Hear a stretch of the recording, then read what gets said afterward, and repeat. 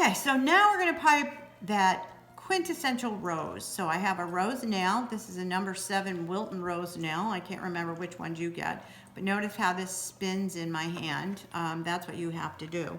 I've got the little bag of semi-yellow icing in my dominant hand, and I am gonna squeeze just a little bit of icing on the end of the tip so that this little square of parchment paper will fit over it.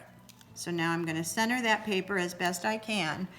And then I have to build the base for the rose. So the way we do that is to take this bag, hold it straight up in the air, make it come in contact with the rose nail, and I squeeze and kind of pull back, push back and forth until I have a little blob of icing, if you will, that's about the size of a marble.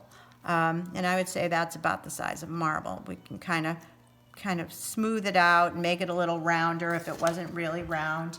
Keep a little paper towel handy to wipe the end of your tip. And then we're going to enclose this little marble and turn it into the bud of the rose. So we do that by making sure first that the narrow end is up, and you're gonna start kind of with the wide end hitting the rose nail. And as you squeeze with your right hand or dominant hand, you are going to turn the rose nail clockwise and put a band of icing on the bottom. So I'm going to squeeze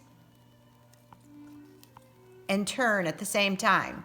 Then I go up a little bit and in a little bit because I'm trying to create sort of a cone shaped.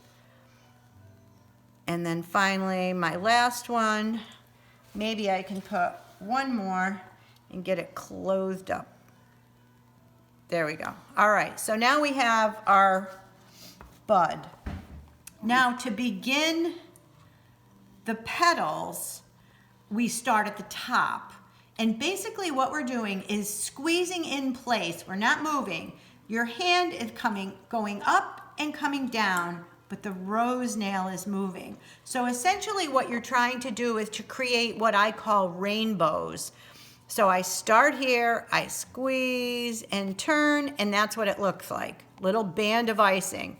Then I start behind the tail of that previous one, and I repeat. And it's always up straight. Repeat, and that begins the rose. All right, so now we have 3 petals on the rose. I could stiffen this icing up just a little bit. I go behind the band and I move the tip down a little bit, and I repeat the same process. And I continue to do that. It's rainbows all over town. And little by little, eventually, after you make enough rows, you will have something that looks like a rose. And there you have it. So there's the technique for a rose. You're going to take it off the paper and put it somewhere to dry. And then when it's time to move it to the cake, we get a pair of scissors and we scissor underneath it and move it using the offset spatula.